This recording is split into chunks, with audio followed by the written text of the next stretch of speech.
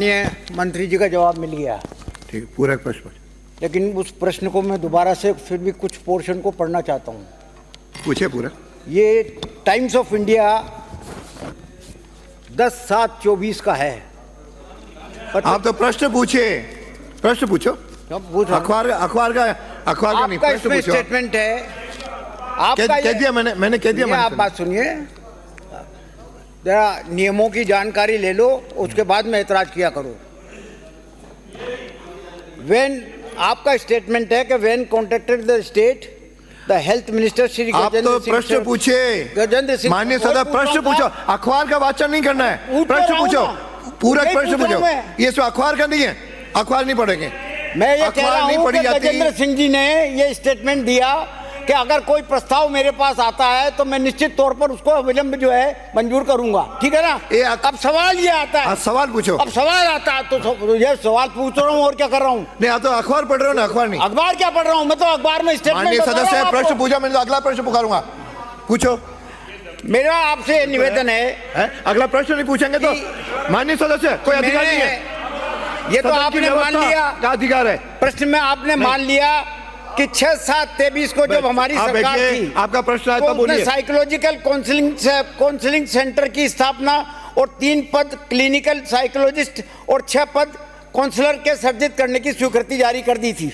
कब करी थी? 7वें महीने में, 23 के 7वें महीने में, ठीक है ना सर। तब से चल रहा था।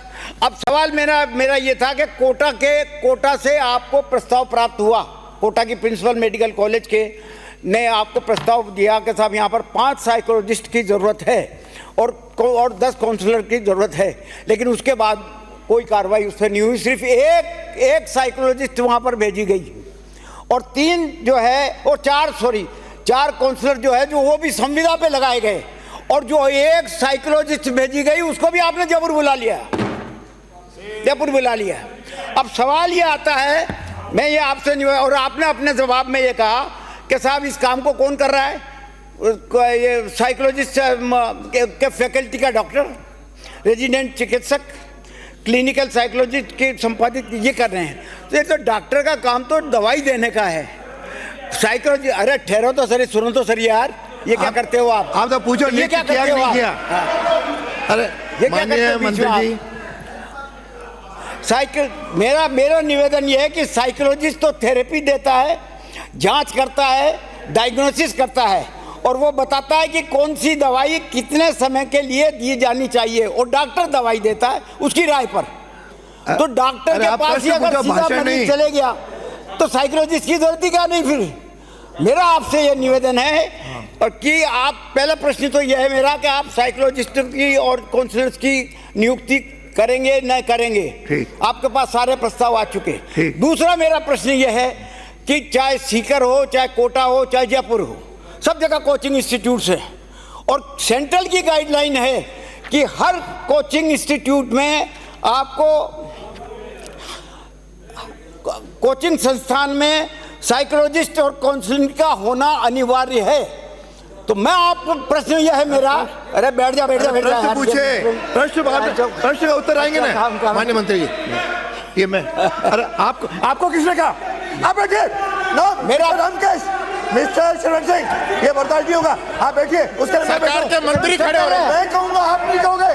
नो अध्यक्ष जी, नो, बैठिए। आप बैठो।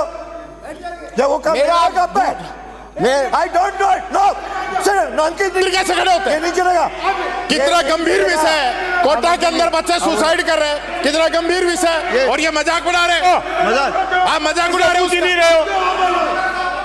जब जवाब दो आप, मंत्री जी जब सुन रहे हैं, जवाब देना चाहते हैं, आप जबरदस्ती। आपका बैठिए, आप प्रश्न हो गए।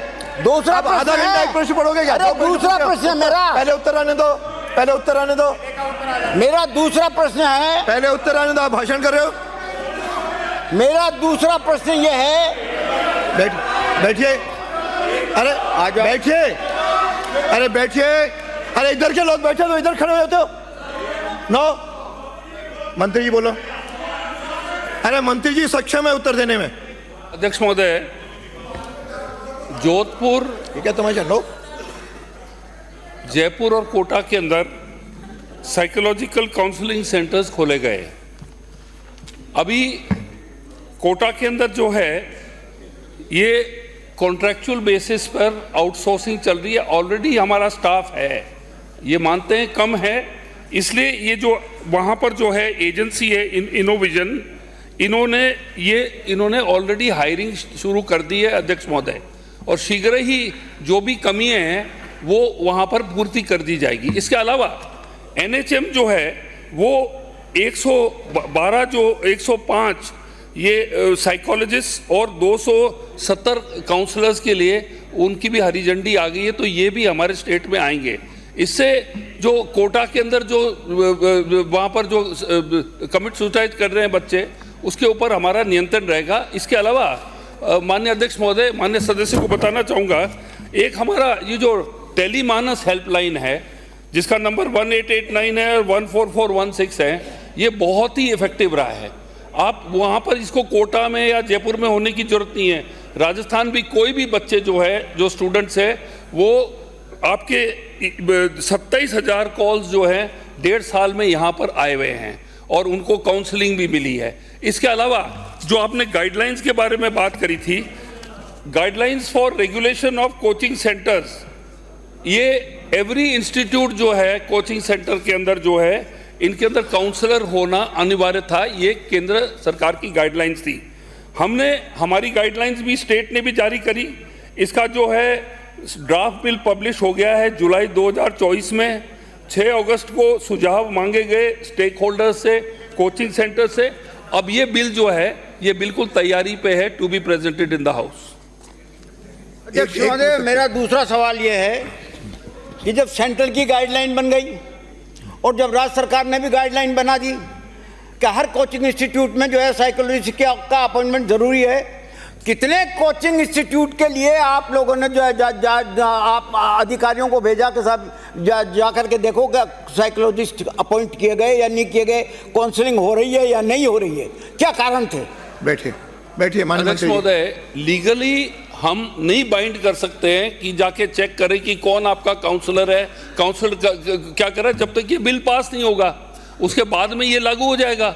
अभी बाइंडिंग ही नहीं है। हो गया, हम नहीं जा आपका प्रश्न होते सकते, हम कोचिंग सेंटर में जाके हम दादागिरी नहीं कर सकते वहाँ पर। माननीय सदस्य, अगला प्रश्न श्री गोपी चंद मीणा। बैठिए, संख्या पूछ लिए 103।